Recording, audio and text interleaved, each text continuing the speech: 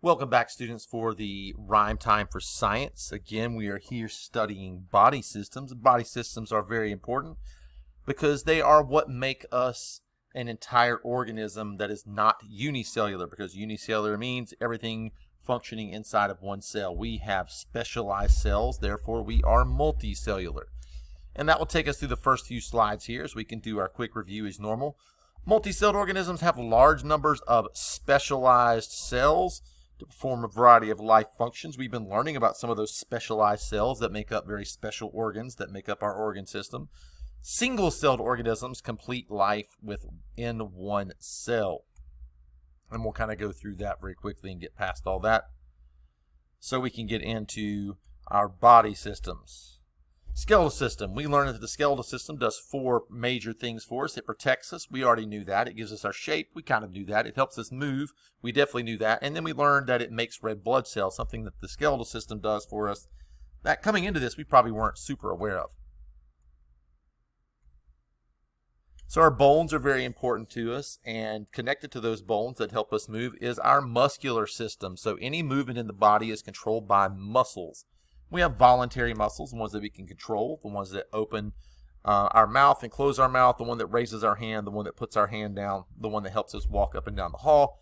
And then involuntary muscles that work, like our heart, our diaphragm, our blinking, the digestion that's going on in our system. And some of those involuntary, sometimes we can control those. Breathing, I can choose to breathe in, I can choose to breathe out, but typically I don't have to think about that. Blinking is another one that I don't have to think about. Swallowing. All day long you're sitting there swallowing spit without thinking about it. It's just a natural reaction that your body has, but you can also purposely chew and swallow and think about it. Now you cannot think about moving the food through your digestive system. That's something that is involuntary. So we learned a lot about muscles. We learned there were smooth muscles that are covering our organs that help move things through there. Well, there's cardiac muscles, those muscles that make up our heart. And then we have those muscles that are attached to the skeleton, the skeletal muscles. So there they are. Skeletal, smooth, cardiac muscles are the three types that we talked about. You watched the videos and learned a lot about that. I believe it was last week we started talking about the circulatory system. And the circulatory system is the heart, the veins, and the arteries. And that is that transport system that moves things around our body. It's not just moving blood. There are things inside of that blood, like oxygen, to go to the different parts of our body, or taking carbon dioxide, a waste, back to our lungs so we can get rid of it. It's taking the nutrients out of our digestive system and moving those around our body to the places that we need them, and that's extremely important to remember. The circulatory system. I don't think that page is going to load. There it is. Blood vessels, two main types, arteries and veins. Arteries take blood away from the heart. Veins take blood to the heart. Again, that's probably the main organ of the circulatory system, although you can't function without any of them. I mean, you can't like lose your veins and start functioning, or lose your arteries. Like, they're all important, but this is probably the central one. It's the one that moves all of the blood through our body. The heart, it's a muscle. We talked about the word transport system. So our circulatory, our cardiovascular system is a transport system moving things around our bodies. Multicellular organisms have transport systems. Unicellular organisms do not. Then we talked about the respiratory system. Breathing in, breathing out. So we're taking in oxygen, getting rid of carbon dioxide. And this was one of the first ones that had like a whole lot of different organs kind of in there. You have your mouth, your nose, your lungs, your diaphragm, the bronchioles, the trachea. It got a little bit more detail, but again, that's the taking in of oxygen and the getting rid of carbon dioxide is the main function of the respiratory system. And we learned a little bit about that. And that brings us to today, the digestive system. Now, the digestive system I don't think is a huge shock to anybody. It is digesting the food that we take in. So we can't survive without nutrients in our body, and we are not like plants. We cannot make our own energy. We have to ingest that. Now, whether that is directly from the plants that we eat, or if we eat plant-eating animals, so whether we are eating a salad or we're eating burger, or if we decide to eat burger and a salad, that is how we take in our food and how we get our energy. And the digestive system is what breaks those foods down into the nutrients that we need. That's the job of the digestive system.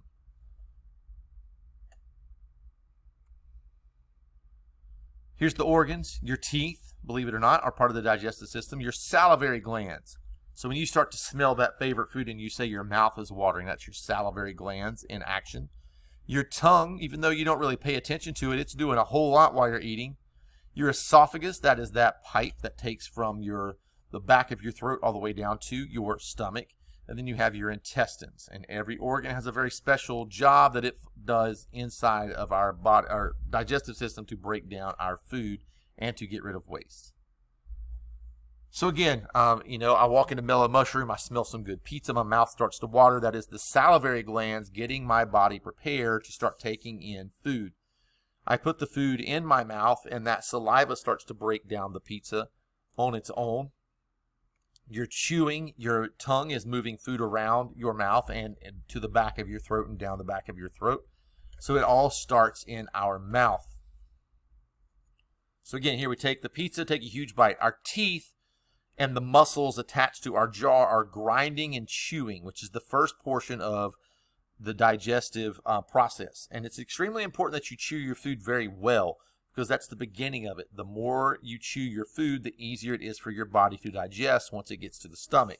If you're just swallowing whole chunks of food and you're not taking your time, it can cause your body to have some issues with breaking the food down once it reaches the stomach. So again, involuntary muscles, we learned about those. Those are the muscles that we don't have any control over. Well, those are the ones that help control and push the food from the back of our mouth down our esophagus, into our stomach through a process called peristalsis. Now you're going to hear this again. This peristalsis is one of the ways that food moves through our entire body as we take it in and start to swallow it. So again, it's not like jumping off a cliff where you just kind of fall. You don't swallow the food and it just like falls and plops into your stomach. It's moved slowly via those involuntary muscles that push it along into our stomach. So now the food plops into the stomach, and the stomach is there, and it's full of acids that are there to break down the food. And there is involuntary muscle that surrounds the stomach that kind of moves the stomach and churns the stomach. It gets some of these juices from the liver and the pancreas. They're digestive organs, but we're not going to learn them now.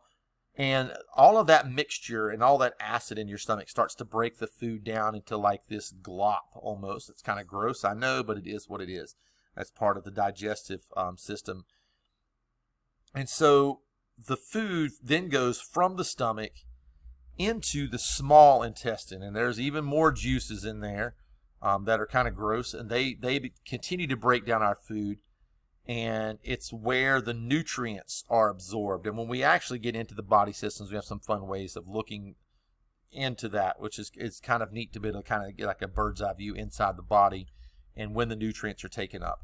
Once your food has had all of the nutrients taken out of it, what's pretty much left over is the waste, and that goes into your large intestine. Now, because you need to have moisture in that gloppy food as it's moving through so that it moves through your intestines like easily, otherwise you'd be constipated. I know that's not fun to talk about, but it's just a scientific fact. Because you have all of this liquid and water inside of this digested food, and now it's in the large intestine's job is to take out as much of that water as possible before you get rid of the waste product. And so it absorbs the water back into your body. Again, our bodies are made up of majority of water, and so it's important for us to keep as much of that into us as we can. Otherwise, we become dehydrated. So the large intestine is going to take out some of that water as it moves through the digestive system. Obviously, you'll be watching this video as well. It'll be attached in the Google Classroom assignment. Here's another one you'll be watching. And that takes us to, I guess, this second part. I know that, we've basically gone from eating food to the final end of it there of pooping food, but that's not the only thing that we intake. Sometimes we don't just have gas that comes out, we don't have just waste that comes out as a gas, like breathing in, breathing out. We breathe in oxygen, breathe out carbon dioxide. Carbon dioxide is a waste. We eat food, whatever we eat, and waste comes out, as a solid, and as a joke, or super liquidy if you ate Taco Bell. But again, some waste, so you have gases, you have solids, and you're going to have liquids. So solid, liquid, and gas. The liquid that comes out of us does not go through the same process. This is a process called, it's a system called the excretory system, and it's how our body gets rid of liquid waste. And we're talking about peeing now. So you're talking your kidneys, your ureters, and your bladder. And it's important that we have these kidneys because they're like filters. They help get out a lot of the waste that we don't want to have in our blood and that are harmful to our body. So the kidneys help to filter out all of the bad stuff that's in the liquids, and it gets rid of those waste, and we get rid of those waste when we go to the bathroom, which is extremely important. You'll be able to watch this portion on the kidneys as well on Crash Course. And I have a bad feeling that's probably going to take us pretty much to the end. So we'll see how that goes here. I don't think there's any more videos after this. I think once we get past this, we're going to start talking about our next system. Nope, there's 2 there. And then we're going to stop right here. Now that we know that we have parts of our body that makes blood cells, we move around, we have respiration, breathing in, breathing out, we're digesting food, we're filtering liquids, and we have to wonder, like, how does the body even know to breathe in and breathe out? How does the body know to blink? How does the body know to swallow? How does the body know how to digest food and move the food from the esophagus to the stomach, from the stomach to the small intestine, from the small intestine to the large intestine? And then how does our body even tell us when it's time for us to go to the bathroom? How does all of that work? And that's what we will jump into the next week when we have our Rhyme Time with Science. So your big focus this week is going to be on the digestive system and the excretory system.